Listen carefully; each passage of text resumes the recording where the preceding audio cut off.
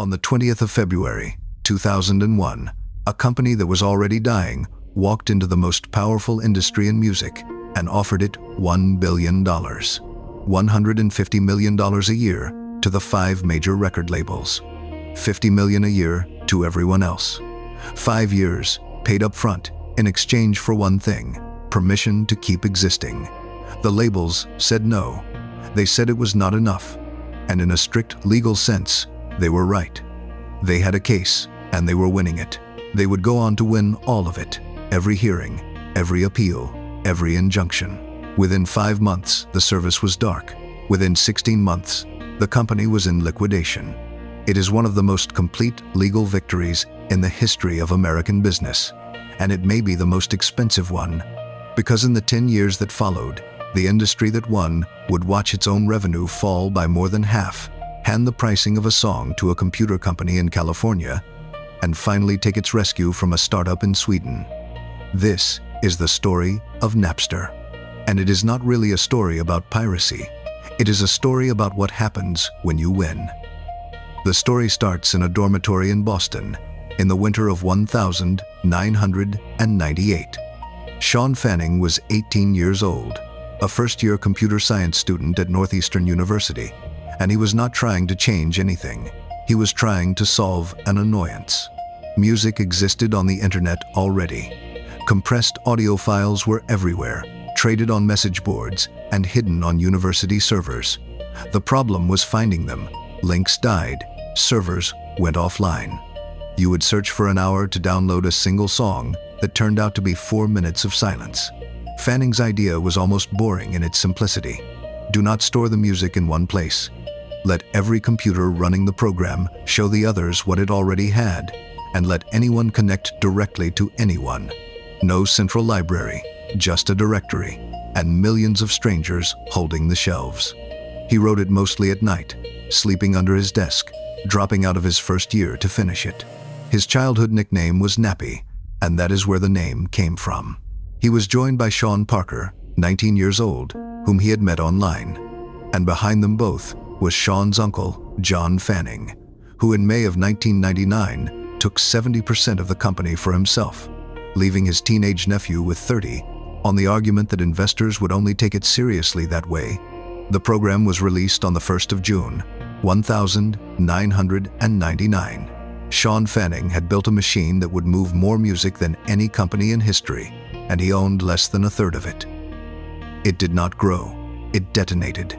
Napster spread through university networks first, because universities in 1999 were the only place in America with fast internet and a population with nothing but time.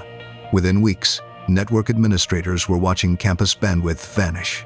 Some schools banned it outright, which of course only told every student who had not yet heard of it that something worth banning existed. It moved off campus by word of mouth, by a friend leaning over your shoulder and typing a band name into a search box to show you what would happen. Because what happened was the point. You typed in a song, any song, something obscure, something from your childhood, something that had never been released, and it was there, not for sale, there. That was the moment that converted people, and almost everyone who saw it once became a user. By February of 2001, 26.4 million people worldwide were using it. Over its life, roughly 80 million accounts were registered. It had no advertising budget, no revenue, no business model of any kind, and it had assembled one of the largest audiences on the internet in under 2 years. And it did this at the exact moment the music business was richer than it had ever been. In 1999, the year Napster launched, American recorded music revenue hit $14.6 billion, an all-time peak. The compact disc had trained a generation to pay $16 for one song they wanted, and 11 they did not. Nobody in that industry looked at their own numbers in 1999 and saw a problem. They looked at them and saw the future. The graph only went up. It would never be that high again. The industry's response arrived on the 6th of December, 1999. The Recording Industry Association of America sued Napster for contributory and vicarious copyright infringement. The case was called A&M Records versus Napster. It was heard in San Francisco, in the courtroom of Judge Marilyn Hall Patel. On paper, it was a straightforward argument. Napster did not host a single copyrighted file. Every song sat on a private hard drive somewhere in the world. But Napster ran the index. It knew what was being shared.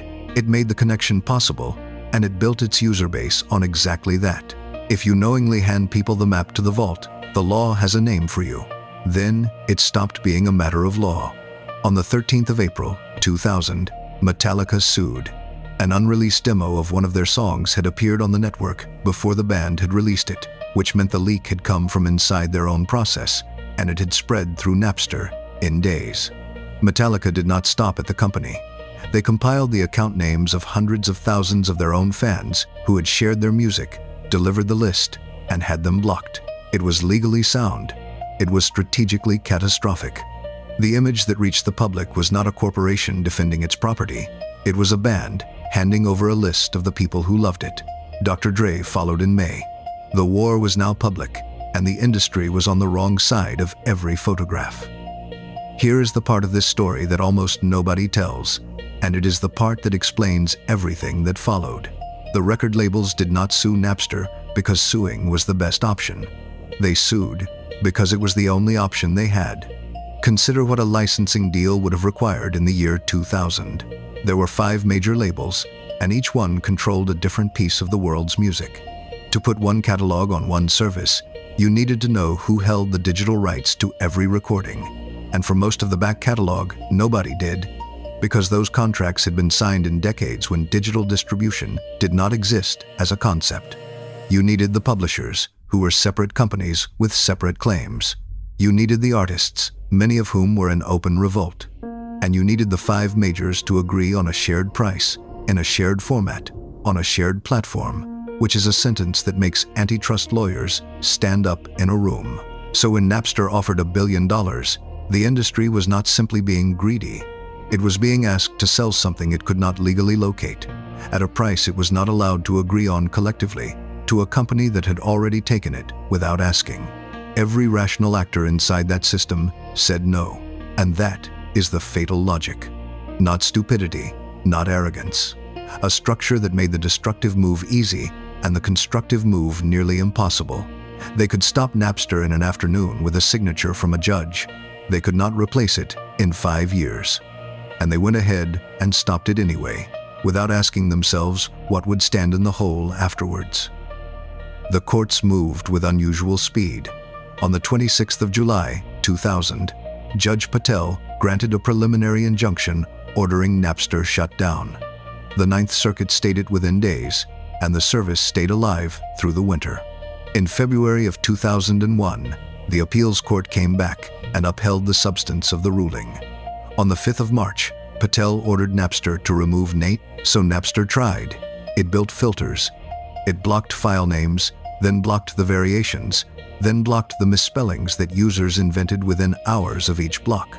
By its own measurement, the filtering reached 99.4%. The court held that 99.4% was not good enough, and there was no version of this the company could survive, because the remaining fraction of 1% was not a technical failure.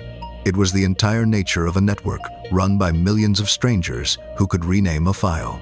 Meanwhile, something genuinely strange was happening behind the litigation.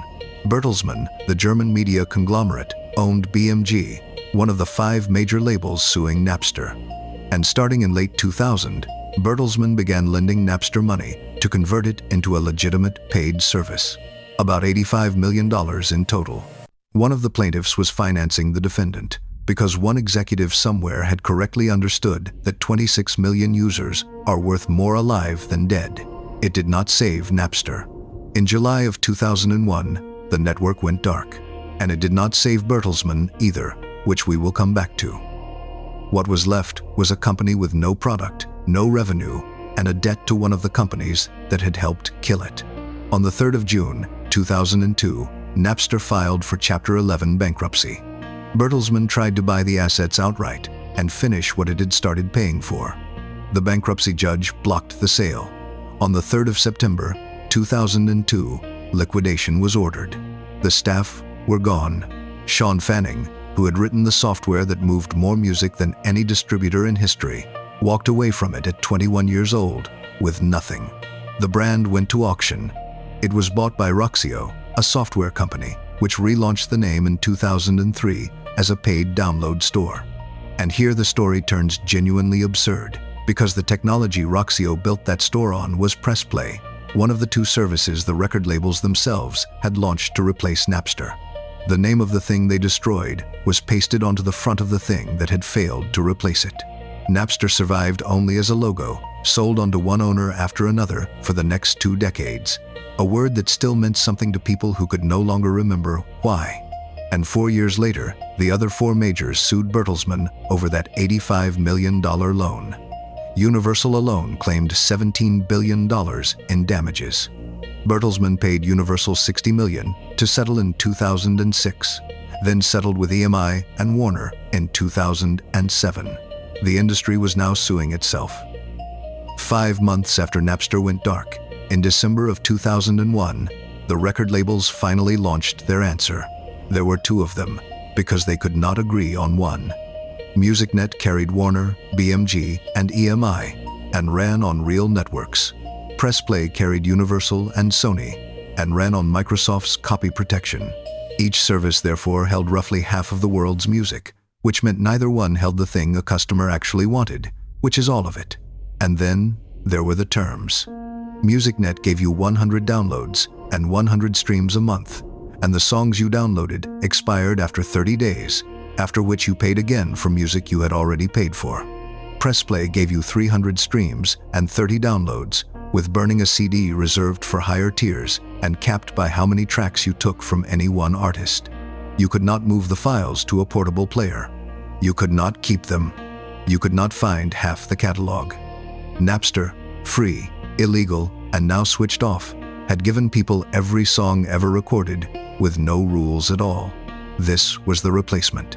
The United States Justice Department opened an antitrust investigation into both services, and later noted in its own statement the poor quality and restrictive nature of PressPlay and MusicNet at launch. PC World eventually ranked them together at number 9 on its list of the 25 worst technology products ever made. The users did not sign up. They went to LimeWire and Kazaa instead, which had no company to sue at all, and the whole stayed open for years. The rescue came from outside. On the 28th of April, 2003, Apple opened the iTunes Music Store with more than 200,000 songs from all 5 majors at 99 cents each, with no expiry and no monthly ration. It sold 1 million songs in its first week. A computer company had walked into the music industry and set the price of a song, and the labels agreed because by then they had nothing better to offer. They never got that power back. Then, in April of 2006, in Stockholm, Daniel Ek and Martin Lorentzon founded a company on the observation that people had never wanted free music. They had wanted convenient music, and if you made it convenient enough, they would pay again. Spotify launched in Europe in October of 2008 and spent 3 more years negotiating rights before it could enter the United States in July of 2011. On its board, helping to close those very deals, sat Sean Parker, the co-founder of Napster. The idea won. The company did not. American recorded music revenue peaked at $14.6 billion in 1999 and had fallen to roughly $7 billion by 2016. Adjusted for inflation, the industry did not recover its 1,999 position for more than 20 years. The labels were right about the law and wrong about everything that mattered, because you cannot sue demand out of existence. You can only decide who gets to serve it. They decided it would not be them. Napster was not defeated by a better product. It was removed by an industry that had no better product and no way to build one in time. If stories like this are what you came for, subscribe, because there are a lot of empires that fell exactly like this one. And tell me in the comments, was there any deal the labels could have signed in 2001 that would have actually held? I read all of